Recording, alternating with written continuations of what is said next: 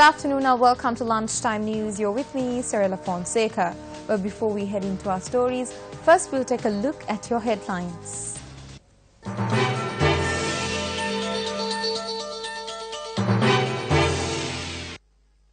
Finance Ministry says petrol and diesel prices will be revised on a weekly basis in the future.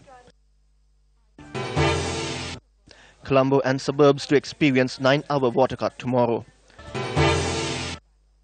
Former MP V.K. Indika passes away. Former Navy SEAL diver dies trying to help save trapped boys in Thailand.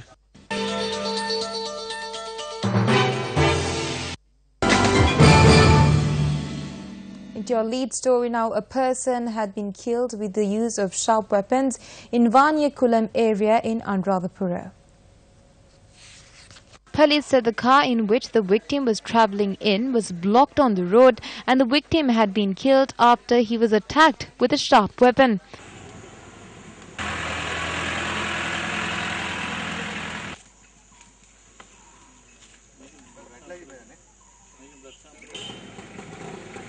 The victim has been identified as a 45-year-old in Vanyakulam.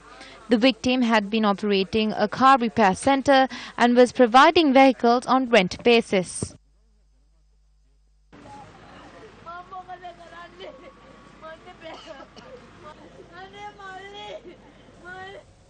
Minister of Sports, Provincial Councils and Local Government Faiza Mustafa called for a media briefing in Colombo. Representatives from the Centre for Monitoring Election Violence and PAFRIL were present for this event. I call all political parties to think of the country first and not their own needs.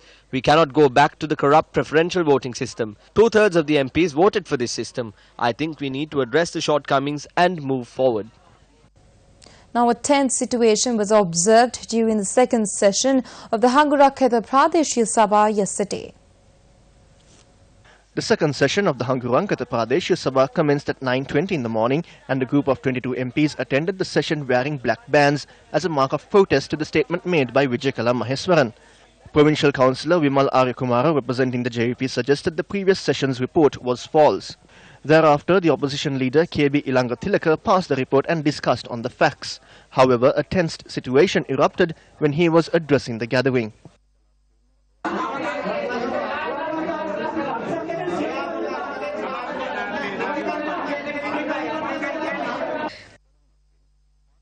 At the end of his statement, the report was set ablaze in the chamber.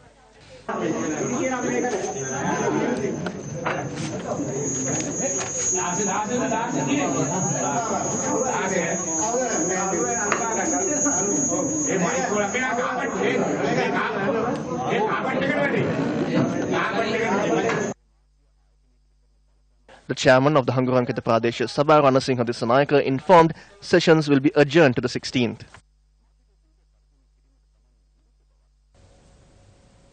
An awareness session about paying taxes was conducted in Unawatunagal. Commissioner General of Inland Revenue Ivan Dissanayake expressed these views during the event. Tax is a social responsibility. Though money is taken out from your pocket, on the other hand, government utilizes all this money for social development. For the betterment of the community, an individual should pay 24% of the total earnings as tax. The goal of the government in 2020 to increase the funds earned through direct tax and indirect tax by 40% and 60% respectively. Currently, the direct tax of earnings are 18% and 82%. The taxes imposed on doctors attached to the hospital was completely removed from the 2nd of July. However, overall the government will have to bear a loss of around 1,200 million rupees. They are willing to bear the loss. If you do not have a tax file and if your income is over 500,000 per annum, you must open a tax file. If you include wrong numbers as an income, we will have to investigate. A group led by Western Provincial Councillor Sunil Vatagala made a complaint to the Commission to investigate allegations of bribery or corruption. The complaint related to financial irregularities surrounding the 590 million rupees of deposits at the Cooperatives Rural Bank in the East Hevagam Corolaya.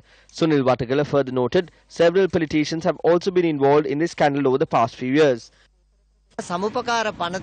According to the Cooperative Societies Act and Amendment, cases against corruption can be filed with the magistrate. Funds with the village banks are considered as public funds. For years, things have been happening and it was swept under the carpet because there are politicians involved. The matter surrounding the 590 million rupees needs to be investigated under the Bribery Act and those accountable needs to be punished.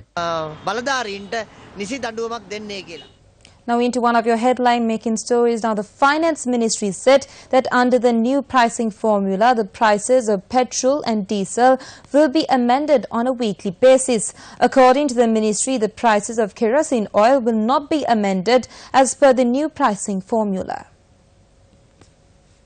The prices of petrol and diesel of the Ceylon Petroleum Corporation were increased from midnight yesterday. Based on the new pricing formula, a litre of 92-octane petrol was increased by 8 rupees, hence a litre will now be sold at 145 rupees.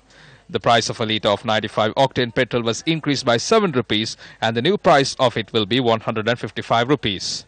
The ministry added a litre of auto diesel was increased by 9 rupees, while a litre of super diesel was increased by 10 rupees.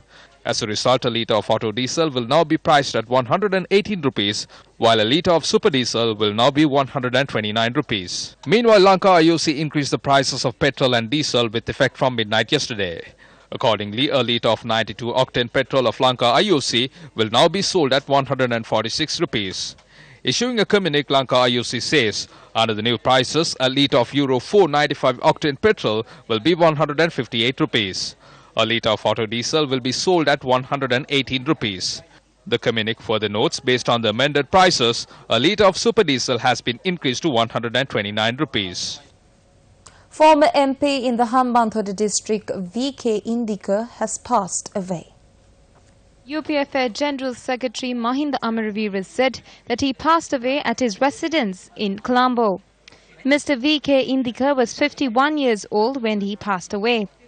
The body is placed at the Kalabowila Hospital. He served as a Member of Parliament since 2015. From 1990 to 2009, he has held several ministerial portfolios in Southern Provincial Council.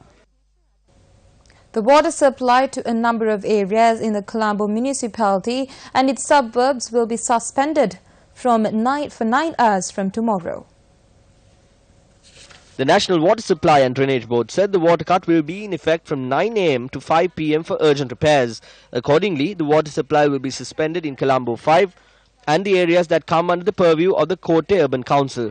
The Water Board further noted water will be supplied to the areas of Colombo 4, Colombo 6, Colombo 7 and Colombo 8 under low pressure levels. Moreover, water supply to the areas that come under the purview of the Maharagama and Borulasgama Urban Councils will also be issued under low pressure levels.